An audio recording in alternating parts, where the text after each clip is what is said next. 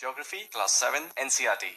Chapter 1, Environment. In this chapter, we'll read about whatever that you see in the environment, what is environment composed of, and what are the growing threats to environment. Have a look at this picture that says components of environment.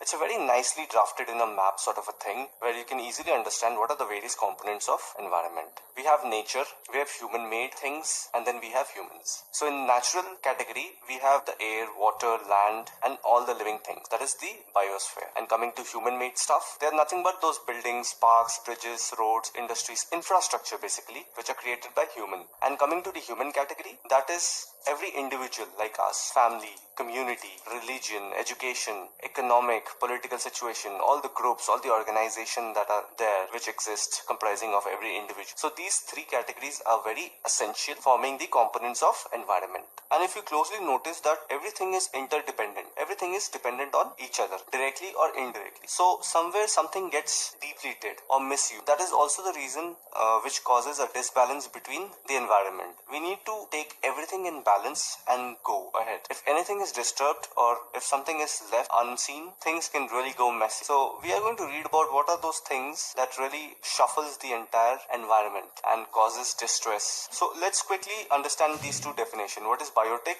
and what is abiotic? So biotic is the definition given to the world of living organisms, example plants and animals. We human also come under biotic. And abiotic refers to the world of non-living elements like land. Okay, so that is basically the meaning behind it. Let's get the definition of environment. From the above conversation, you understand that this place, people, things and nature that surround any living organism is called environment. So living organism means anything that breathes on this planet. It is a combination of natural and human-made phenomena. So environment is made by both human as well as natural. So this is the natural part, which are the tree, water, air, land. These are natural, and human-made part is the one which we made on top of it, on top of that natural resource. Now we'll read about what is natural environment. In simple terms, land, water, air, plants and animal comprises the natural environment. But we'll try to understand it in a categorical manner. So remember how we read about different layers of atmosphere from the previous class series. Lithosphere is the solid crust, and then we have hydrosphere, which is the water part, and atmosphere, which is the air that we breathe and other gases that exist, and biosphere is the combination of everything in the sense wherein you have a little bit of atmosphere, a little bit of water, a little bit of earth, and then a little bit of human life, everything. So if you look at this picture, it easily describes what is the meaning of environment. And if you don't understand this, I will make it even more simpler.